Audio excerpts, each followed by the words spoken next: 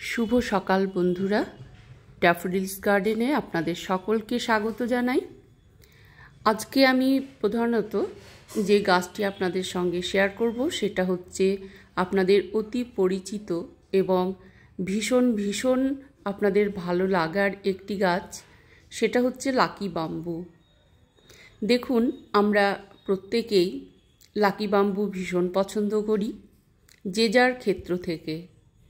অনেক বন্ধুরাই আছেন লাকি বাম্বু কেউ বেডরুমে রাখেন, ড্রয়িং রুমে রাখেন, কিচেনে রাখেন, অফিসে রাখেন, বিভিন্ন জায়গায় তাদের পছন্দ অনুযায়ী স্থানে কিন্তু রাখেন। তো দেখুন, এই যে লাকি বাম্বু গাছটি আমরা বাড়িতে নিয়ে আসার আগে বা রাখার আগে আমাদের জেনে রাখা উচিত বা জানা উচিত যে লাকি বাম্বু গাছটি আমরা কেন নিয়ে আসব, কেন রাখবো ঘরে। নিশ্চয়ই একটা কারণ থাকবে। প্রত্যেকের যে যার ক্ষেত্র থেকে লাকি বাম্বু গাছটি আমরা কেন পছন্দ করি, কেন ঘরে রাখবো, তো আমাদের এটা জেনে নেওয়া দরকার। দেখুন, লাকি বাম্বু নামটা শুনেই বুঝতে পারছেন, লাক অর্থাৎ সৌভাগ্য প্রদান করে। তো এই লাকি বাম্বু গাছটি এসেছে মধ্য আফ্রিকা থেকে, সেখানেই তার জন্ম, এবং সায়েন্টিফিক নেম হচ্ছে ড্রাকেনা সেন্ডেরিয়ানা। তো দেখুন, এই যে লাকি বাম্বু গাছটি অনেকেই মাটিতে বসান, অনেকেই জলে বসান, যে যার পছন্দ অনুযায়ী কিন্তু লাকি বাম্বু গাছটি বসান। তো দেখুন, আমাদের জানতে হবে যে লাকি বাম্বু গাছটি আমরা বাড়ির কোন দিকে রাখব। বাস্তুশাস্ত্র মতে একটা রাখারও কিন্তু নিয়ম আছে, না হলে এটা কিন্তু হিতে বিপরীত হতে পারে। লাকি বাম্বু যেমন বাড়িতে একটা পজিটিভ এনার্জি নিয়ে আসে, সৌভাগ্য প্রদান করে, ধনসম্পদ বৃদ্ধি করে, কিন্তু আমাদের জানতে হবে সেই সঙ্গে সঙ্গে যে গাছটি রাখার ডিরেকশানটা আমাদের কিন্তু জানতে হবে। দেখুন, লাকি বাম্বু গাছটি রাখার বাস্তুশাস্ত্র মতে বা ফেংশুই মতে আপনারা অনেকেই পছন্দ করেন বা বিশ্বাস করেন যে যার ক্ষেত্র থেকে, এটা কিন্তু পূর্ব উত্তর, পূর্ব এবং দক্ষিণ কোণে রাখা কিন্তু ভালো। সব দিকে ভালো হয় আর কি, যে পূর্ব দিকে এবং পূর্ব দক্ষিণ একটা কোণে এটা লাকি বাম্বু গাছটি রাখা কিন্তু ভীষণ ভালো।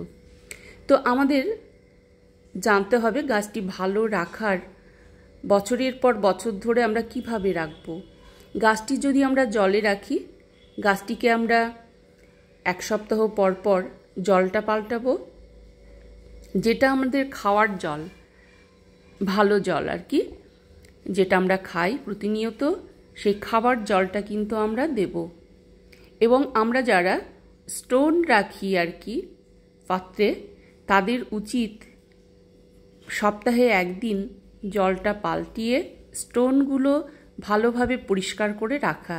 কারণ একটা জলের ভেতরে কোনো জিনিস থাকলে সেটা কিন্তু শ্যাওলা, একটা পিচ্ছিল একটা পদার্থ গ্রো করে, যার ফলে কি হয়, একটা ফাঙ্গাল কিন্তু আক্রমণ কিন্তু হয়ে থাকে এবং সেখান থেকে গাছটা কিন্তু নষ্ট হয়ে যাবার চান্স থাকে, গাছের পাতাগুলো হলুদ হয়ে যায়।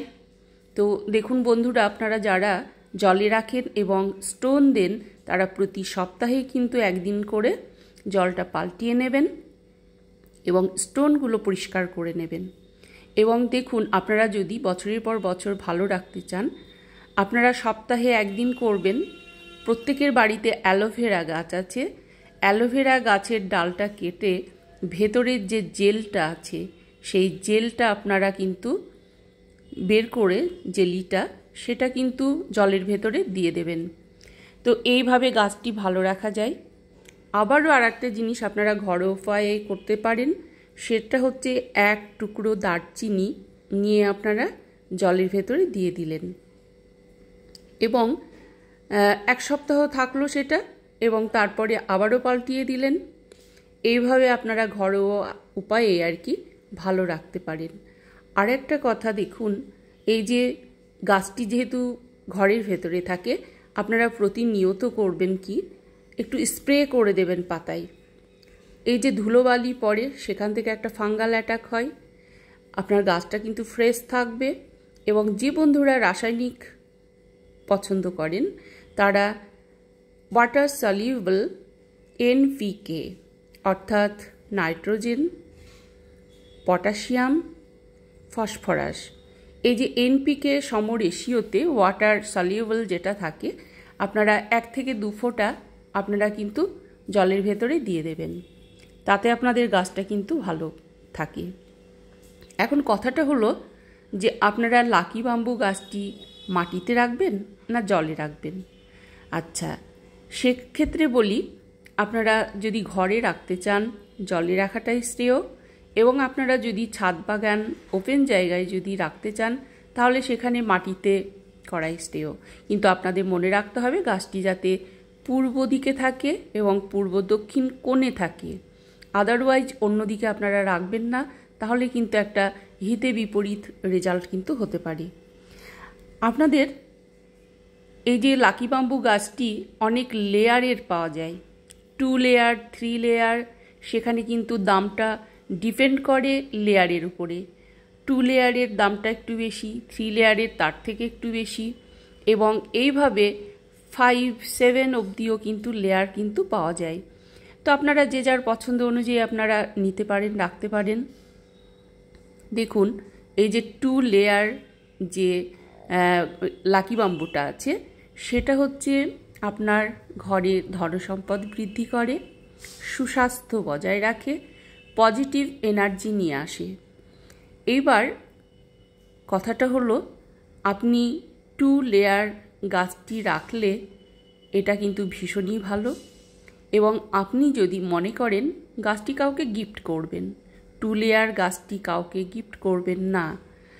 কেননা 2 লেয়ার গাছটি যদি আপনি গিফট করেন তাহলে আপনার ধনসম্পদ, আপনার লাকটা, সৌভাগ্যটা তাকে দিয়ে দেওয়া হলো। এটা কিন্তু বাস্তুশাস্ত্র মতে বা ফেংশুই শাস্ত্র মতে আমি বলছি, এবং অনেক মানুষের এটা কিন্তু বিশ্বাস, একটা বিশ্বাসের জায়গা থেকে বলছি। তো আপনারা 2 লেয়ারটা কখনোই গিফট করবেন না। আপনাদের যদি গিফট করতেই হয় তাহলে কিন্তু 3 লেয়ারটা গিফট করবেন। 3 লেয়ার গিফটটা হচ্ছে আপনি যাকে গিফট করলেন তার সঙ্গে আপনার সুসম্পর্ক একটা থাকবে, একটা সুসম্পর্কটা বৃদ্ধি হবে, পরস্পরের যে সম্পর্কটা সেটা কিন্তু উন্নতি ঘটবে, এটা কিন্তু আমাদের বিশ্বাস। দেখুন, এই যে লাকি বাম্বু গাছটি আপনারা